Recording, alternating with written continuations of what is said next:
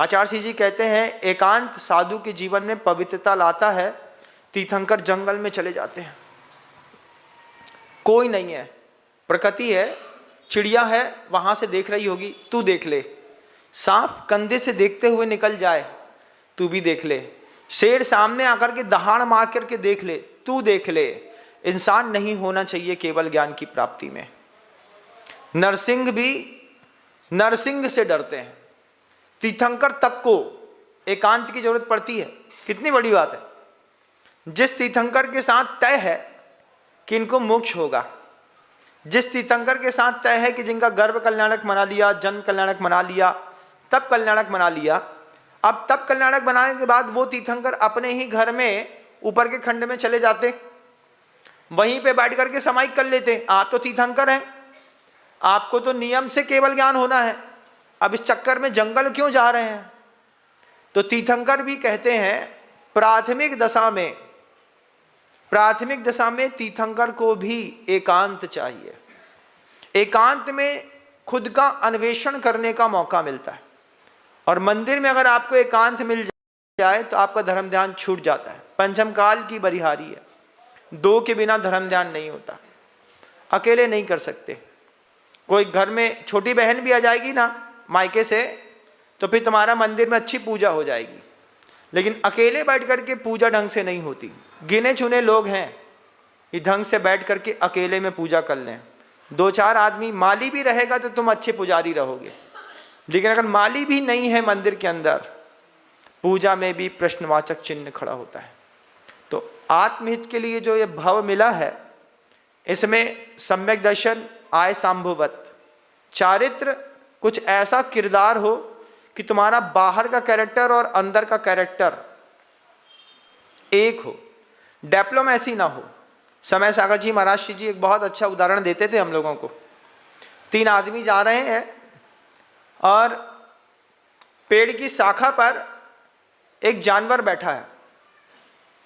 पेड़ की शाखा पर जानवर बैठा है तो एक आदमी कहता है देखो कितना हरा है, दूसरा कहता है नहीं नहीं वो तो काला है, तीसरा कह रहा है तुम कहाँ और हरे काले में रखे हो, वो चितकबरा है। जानवर एक ही है और तीनों को दिख रहा है, वही जानवर हाँ हरा है, वही जानवर काला है, वही जानवर चितकबरा है। पास में जाकर के देखा, जब पूछा कि एक ही जानवर को 3 लोग देख रहे हैं और तीनों में दृष्टि भ्रम क्यों है, तो बोले वैसे पूछो जानवर कौन है। जानवर है गिरगिट। जैसा वो गिरगिट है, कभी हरा कभी काला कभी चितकबरा, ऐसी अंदर की चित्त की प्रवृत्तियां रहती हैं, उनका हित नहीं होता। उदाहरण इसलिए बताए जाते हैं, उदाहरण अंतर मन में जाकर के थोड़ी सी टीस पैदा करें। महाराज ऐसे ही तो गिरगिट हम भी हैं, इधर कुछ इधर कुछ इधर कुछ इधर कुछ। कैसे हैं? मुरादाबादी लोटे हैं महाराज। मुरादाबादी लोटा देखा है? कभी नहीं देखा होगा, देखा है? देखिएगा मुरादाबादी लोटा, कभी जीवन में नहीं खरीदा है तो एक मुरादाबादी लोटा खरीद करके अपने घर के शोरूम में जरूर रखिए। वो BPL होता है। मुरादाबादी लोटा कैसा होता है? बिना पेंदी का।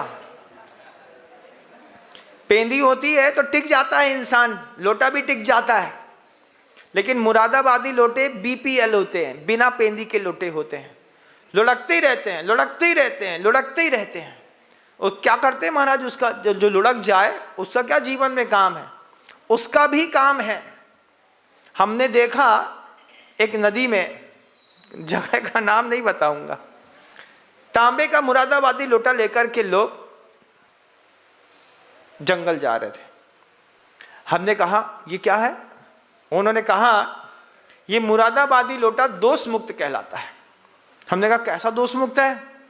बोले ये मुरादाबादी लोटा में नदी का पानी भरो और ऐसा पकड़ो ऊपर से तो ये जंगल जाने का लोटा हो गया। हमने कहा अच्छा? बोले हाँ। तो वो ऐसा लोटा हो गया, वो जंगल ले गए।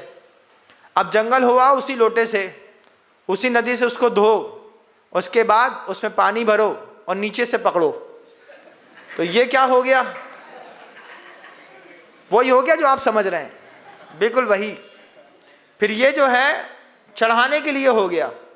हमने कहा 1 लोटे से 2 काम। बोले यही तो बीपीएल का कमाल है। वो बीपीएल कहता है हम जंगल में भी लुढ़क सकते हैं और हम इधर जाकर के इष्ट के ऊपर भी लुढ़क सकते हैं।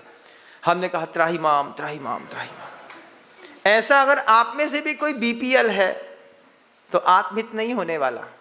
आपको अपना ठीहा समझते हो, पेंदी, बेस बनाना पड़ता है। अपने अपने जीवन में अपना अपना बेस तय करिए कि आपका बेस जुड़ा है कि नहीं जुड़ा।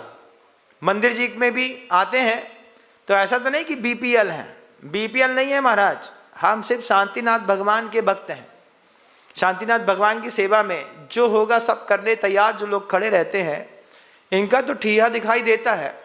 कई लोग बीपीएल भी दिख जाते हैं, कुछ नहीं बोलता मैं बीपीएल। हमने कहा भैया तुम यहाँ नहीं तो कहीं और। कोई और बोले कि महाराज हम कहीं और चले जाएंगे, चले जाओ, बीपीएल ही तो लुढ़कता है। जो बीपीएल नहीं है वो लुढ़कते नहीं। आप सब वो लाइन को जीना की कोशिश करिए। मनुष्य भाव आत्महित के लिए है। आत्महित काहे में है? मोक्ष में है। मोक्ष कहाँ पर है? सम्यक दर्शन ज्ञान चारित्राणी मोक्ष मार्ग है, पहला सूत्र है। सिर्फ पहला ही सूत्र मोक्ष का मार्ग है, इसके अलावा नहीं। बोले नहीं, इसके अलावा भी है। अभी सम्यक दर्शन की व्याख्या करेंगे। तत्वार्थ सिद्धानम सम्यक दर्शनम, ये सूत्र भी बड़ा गजब का। 7 तत्व हैं। कौन कौन से? जीव अजीव, आश्रम, बंध, संबंध, निद्रा और मोक्ष। पढ़े लिखे लोगों के बीच में फंसा भी नम्र सागर इस बार। अभी तक तो ऐसे वैसे लोगों के साथ फंसते थे, इसी बार फंसी गाड़ी पढ़े लिखे लोगों के बीच में। अब 7 तत्व है। अब उस 7 तत्व का मानने का नाम सम्यक दर्शन नहीं है, इसको तय कब मानिएगा। तत्वार्थ सिद्धानम, उसका जो भाव है, उसका जो अर्थ निकलता है, उस पर श्रद्धान करने का नाम सम्यक दर्शन है। तो तत्वार्थ सिद्धांत को समझने के लिए सम्यक दृष्टि अनुपमा नहीं देखता, किताब उठा करके टटोलता है। यहाँ पर तत्वार्थ को क्या समझ पाऊंगा महाराज? अजीब शब्द से क्या क्या ले सकता हूँ मैं? क्या समझना चाहिए मुझे? कैसी धारणा बनानी है? क्योंकि जैसी धारणा बनेगी वैसा ही निर्माण होगा। तो आप धारणा बनाइए फिर कि जीव तत्व क्या होता है।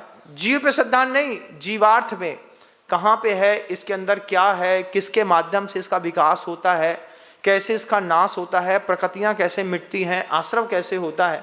शब्द पे ऊपर श्रद्धांत तो बहुत वाले लोग हैं, अर्थ पे श्रद्धानी बहुत कम मिलेंगे। तो फिर एक एक करके सूत्र बढ़ेगा और एक एक करके आप हित के पास पहुँचते चले जाएंगे।